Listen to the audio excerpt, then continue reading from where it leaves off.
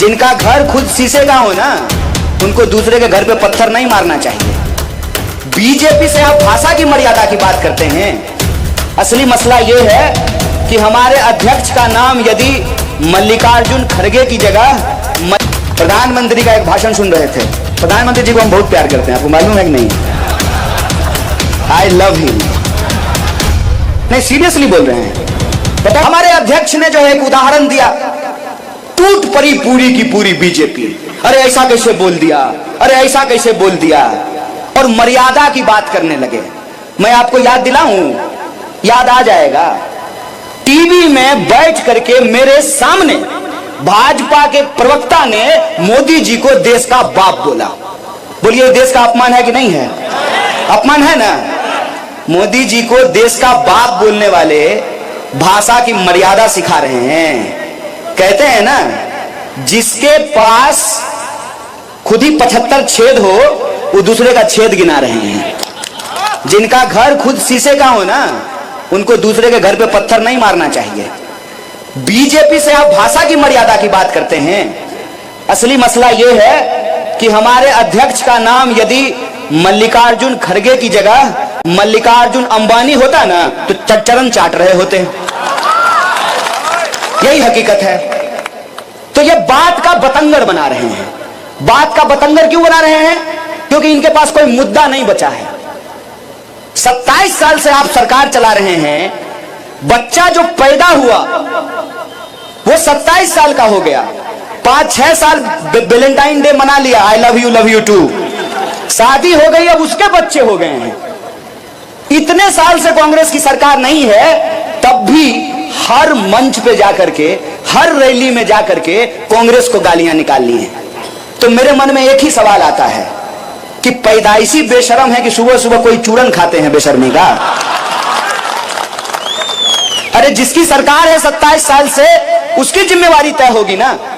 और पूरे धैर्य के साथ 27 साल से भारतीय राष्ट्रीय कांग्रेस लगातार चुनाव हारने के बावजूद आपके बीच में गुजरात में एक मजबूत विपक्ष की भूमिका निभा रही है। अगर मजबूत विपक्ष की भूमिका नहीं निभा रही होती ना, तो ऊना आंदोलन में डट करके सरकार से लड़ने वाला जिग्नेश मेवानी भारतीय राष्ट्रीय कांग्रेस में नहीं होता। कोई भी जो लड़ने वाला है, संघर्ष करने वाला है, जो सत्ता के सामने दलाली नहीं करता है, लोभ नहीं करता है, बिकता नहीं है, वो आज राहुल गांधी के नेतृत्व में भारत को बचाने की लड़ाई लड़ रहा है। इसीलिए यह बात भाजपा को पता है कि अगर उसको कोई हरा सकती है तो भारतीय राष्ट्रीय कांग्रेस हरा सकती है। और आप इतिहास उठा करके देख लीजिए, कोई भी ऐसी पार्टी जो गुजरात में परिवर्तन का दावा कर रही है, उसका हकीकत क्या है? आम आदमी पार्टी। दिल्ली में किसको हरा के सरकार बनाई? कांग्रेस को। पंजाब में किसको हरा के सरकार बनाई? भाजपा को हराई है। और भाजपा चुनाव हारी राजस्थान में किससे? मध्य प्रदेश में चुनाव हारी किससे? छत्तीसगढ़ में चुनाव हारी किससे? और 2017 में चुनाव हारते बच गई किससे? इतना सीधा गणित है महाराज। आप तो गुजरात के हैं, आपका गणित इतना बढ़िया है। जो 2, 4, 5, 7, 8 सीट का अंतर था ना, उसको अगर 10, 20, 50 सीट का अगर आप अंतर कर दिए होते तो मोटा भाई का सूटकेस काम नहीं करता। छत्तीसगढ़ की सरकार नहीं पलटी क्योंकि जोरदार बहुमत था। मध्य प्रदेश की सरकार पलट गई क्योंकि बॉर्डर पे खड़े थे। तो आपसे यही गुजारिश करना चाहते हैं, मत स्पष्ट रखिए। या तो जो चल रहा है ना, चलने दीजिए, जियो धन धनाधन। बढ़िया सिस्टम है ना। न रहेगा बांस, न बजेगी बांसुरी, न रहेगा सरकारी संस्थान, न लेनी पड़ेगी सरकारी नौकरी। बेटा बन जाएगा बीसीसीआई का सेक्रेटरी और आप ढोल बजाते रहिए। 45 साल में देश से सबसे ज्यादा बेरोजगारी है, इस बात को याद रखिएगा। बड़ी मुश्किल से पेट काट करके जो है माँ बाप अपने बच्चों को पढ़ाते हैं कि बच्चे को नौकरी मिलेगी तो घर बनाएंगे, गाड़ी खरीदेंगे, वॉशिंग मशीन आएगा। आपके घर में वॉशिंग मशीन नहीं है, भाजपा के दफ्तर में लगा हुआ है। जिस कांग्रेस को भ्रष्टाचारी बोलते हैं, जिस कांग्रेस के नेता को भ्रष्टाचारी बोलते हैं, जब तक वो कांग्रेस में रहता है तब तक भ्रष्टाचारी है। बीजेपी का खेस ओढ़ते जो सदाचारी बन जाता है। यही हो रहा है ना। आपको विचार करना है, परिवर्तन करना है, तो आपके सामने एक विकल्प है, भारतीय राष्ट्रीय कांग्रेस का विकल्प। प्रधान प्रधानमंत्री का एक भाषण सुन रहे थे। प्रधानमंत्री जी को हम बहुत प्यार करते हैं, आपको मालूम है कि नहीं? I love him. नहीं, सीरियसली बोल रहे हैं। पता है क्यों? क्योंकि ये इस इंसान के चलते संभव हो पाया है, डॉक्टर बाबा साहब भीमराव अंबेडकर के चलते। अगर इस देश में ऐसा संविधान नहीं होता ना, अगर पंडित जवाहरलाल नेहरू नहीं होते, अगर महात्मा गांधी नहीं होते, अगर सरदार पटेल नहीं होते, तो नरेंद्र मोदी भी चाय बेचने वाले इस देश के प्रधानमंत्री नहीं होते। तो एक बार वो भाषण दे रहे थे, उन्होंने कहा कि मैं 2-3 किलो गाली खाता हूं। महाराज साहेब, आप तो गाली खा लेते हैं, आप बताइए कि हम थाली कैसे खाएं? हमारे थाली में कैसे 200 रुपए नींबू खरीद करके हम खाएं? कैसे 250 रुपए किलो दाल खरीद के खाएं? कैसे 250 रुपए किलो तेल खरीद के खाएं? इस सवाल का जवाब हमको दे दीजिए। और हम ये समझना चाहते हैं कि आपके इस कथन का क्या मतलब था कि ना खाऊंगा ना खाने दूंगा। आप तो गाली खा रहे हैं, हमको थाली नहीं खाने दे रहे हैं। यही जब चर्चा हो रही थी तो भाजपा का मेरा एक दोस्त बोला, देखो छोटी छोटी बातें मत करो, छोटा बात मत बोलो। महंगाई बहुत छोटी बात है उनके लिए, बड़ी बड़ी बातें करो। बड़ी बातें मतलब रूस की बात, यूक्रेन की बात, बड़ी बातें करो। हम बोले बड़ी बातें कर तो लेंगे, लेकिन उससे हमारे जीवन पे असर क्या पड़ेगा ये बताओ। उन्होंने कहा कि कुछ मत कहो, प्रधानमंत्री जी यूक्रेन का युद्ध बंद कराने में बिजी हैं। हम बोले प्रधानमंत्री जी यूक्रेन का युद्ध बंद करा रहे हैं, 1000 रुपए सिलेंडर के चलते हमारा चूल्हा बंद हो रहा है। आप तय कर लीजिए। मैंने आपको पहले ही कह दिया, मेरी ये हैसियत नहीं है कि मैं आपको समझाऊं। अरे हमारी हालत तो खुद ही खराब है। बिहार यूपी से आकर के यहाँ अहमदाबाद में रोजगार लेते हैं, तो हम आपको क्या कहेंगे?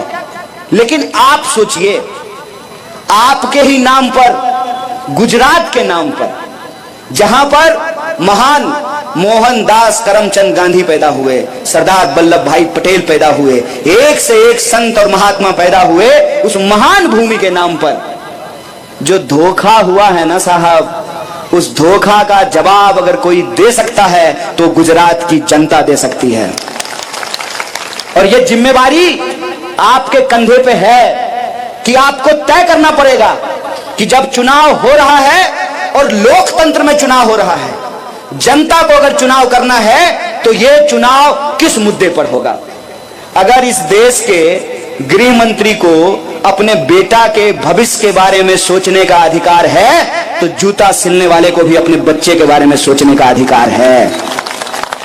अगर मंत्री बनने से किसी का बेटा टैलेंटेड हो सकता है, बीसीसीआई का सेक्रेटरी हो सकता है बिना क्रिकेट खेले ही, तो इस देश के आम लोगों को भी अधिकार है कि उसके बच्चे को शिक्षा मिले और शिक्षा लेने के बाद उसकी योग्यता के आधार पर उसको काम मिले ताकि वो आत्मसम्मान से अपनी जिंदगी को जी सके। सारे मुद्दे गायब कर दिए गए हैं। महंगाई की कोई बात नहीं हो रही है, बेकारी की कोई बात नहीं हो रही है, किसानों के आत्महत्या की कोई बात नहीं हो रही है, महिला सुरक्षा की बात नहीं हो रही है। कहां से होगी महिला सुरक्षा की बात? देश में 16 मिनट में एक महिला के साथ बलात्कार होता है और देश के गृह मंत्री लॉ एंड ऑर्डर की बात कर रहे हैं। कहां से होगी महिला सुरक्षा की बात जब सरकार में बैठे हुए लोग बलात्कारियों को संस्कारी बताएंगे? तो आप बताइए कि महिला सुरक्षा की बात कैसे होगी? इसीलिए यह जिम्मेवारी आपके कंधे पे है। आपको यह तय करना है कि गुजरात के चुनाव से क्या संदेशा जाना चाहिए। जब मैं आ रहा था तो एक पत्रकार ने पूछा कि आपके हिसाब से गुजरात में क्या होगा। हमने कहा कि गुजरात में सिर्फ 2 चीज हो सकती है। एक तो जो चल रहा है ना वही चलेगा, जो हो रहा है वही होगा। दूसरा, गुजरात में परिवर्तन होगा। और गुजरात में परिवर्तन अगर कोई कर सकता है, और यह बात मैं नहीं कह रहा हूं, यह बात भाजपा को पता है कि गुजरात में परिवर्तन अगर कोई पार्टी कर सकती है तो उस पार्टी का नाम भारतीय राष्ट्रीय कांग्रेस है। और 2017 के चुनाव में आप लोगों ने देखा है कि कैसे 200-400 के चलते सरकार बनते बनते रह गई। इसीलिए परिवर्तन करना है, उसका निर्णय आपको लेना है। 27 साल में जो हो रहा है वही होता रहे, उसका निर्णय भी आपको लेना है। अगर परिवर्तन करना है तो एक बात हमको समझनी पड़ेगी कि समाज में दो तरह के मत हैं, दो तरह के मत हैं। एक मत है जिसको अगर आप इतिहास के दृष्टिकोण से देखना चाहते हैं तो वो मत सरदार वल्लभ भाई पटेल का गुजरात मॉडल चाहता है। दूसरा मत है जो जय शाह के पप्पा का गुजरात मॉडल चाहता है। दो मत हैं। पहले मत के हिसाब से मोरबी में जो घटना हुई उसमें सरकार की कोई जवाबदेही नहीं है। जय शाह का पप्पा मॉडल वाला कि चोर को भगा दिए और चौकीदार को जेल में डाल दिए, यही हुआ ना। दूसरा जो मत है उसके हिसाब से भ्रष्टाचार हुआ और इसमें सरकार की लापरवाही है। जो सरकार की कोई जवाबदेही नहीं मानते हैं वो एक तरफ हैं, उनका आप कुछ नहीं कर सकते हैं। आप कितना भी बीन बजा लीजिए उनके ऊपर कोई असर नहीं होने वाला है, क्योंकि जो सो रहा है उसको जगा दीजिएगा हिला डुला के, और जो सोने का नाटक कर रहा है, क्या रे बुतरू, स्कूल जब जाने का मन नहीं होता है तो जबरदस्ती सोने का नाटक करते हो ना। जो सो रहा है उसको आप जगा देंगे, जो सोने का नाटक कर रहा है उसको आप नहीं जगा सकते हैं। तो जो जागे हुए लोग हैं ना, जो दूसरे मत के हैं, जो ये मानते हैं कि भ्रष्टाचार हो रहा है, जो ये मानते हैं कि प्रश्न पत्र का लीक होना लॉ एंड ऑर्डर का फेलियर है, जो मानते हैं कि 400 का सिलेंडर 1000 में बिकना ये महंगाई है, जो मानते हैं कि सबसे ज्यादा बेकारी का होना समाज की सबसे बड़ी समस्या है, वो दूसरे मत के लोग हैं। और ये जो दूसरे मत के लोग हैं ना, ये अगर एकजुट रहें तो गुजरात में परिवर्तन होने से कोई नहीं रोक सकता। इस बात को याद रखिएगा। वो चाहे जितना भी इधर उधर की बात कर लें, जबरदस्ती भावना को भड़काने की कोशिश कर रहे हैं, जबरदस्ती। अभी हमारे राष्ट्रीय अध्यक्ष ने एक उदाहरण दिया, उस उदाहरण के हिसाब से उन्होंने समझाने की कोशिश की कि भाई अलग अलग चुनाव होता है, वार्ड का चुनाव अलग होता है, पंचायत का चुनाव अलग होता है, विधानसभा का चुनाव अलग होता है, लोकसभा का चुनाव अलग होता है। यह विधानसभा का चुनाव है। विधानसभा के चुनाव में हो ये रहा है कि मोदी जी हो गए हैं ग्लोबल लीडर, देश में रहते ही नहीं हैं, अमेरिका, लंदन, इधर उधर घूमते रहते हैं। तो उनका ध्यान अब अहमदाबाद, सूरत, गुजरात के राजकोट पे नहीं है। अपना कोट टाइट और लंदन में हाय हाउ आर यू। तो वो ना अब देख ही नहीं रहे कि गुजरात में क्या हो रहा है, तो वो हो गए हैं इंटरनेशनल। एक पार्टी आई है दिल्ली से, उसको होना है नेशनल। लोकल तो यही है ना, बलदेव जी, ये है लोकल। तो अब आपको तय करना है कि आपको क्या करना है।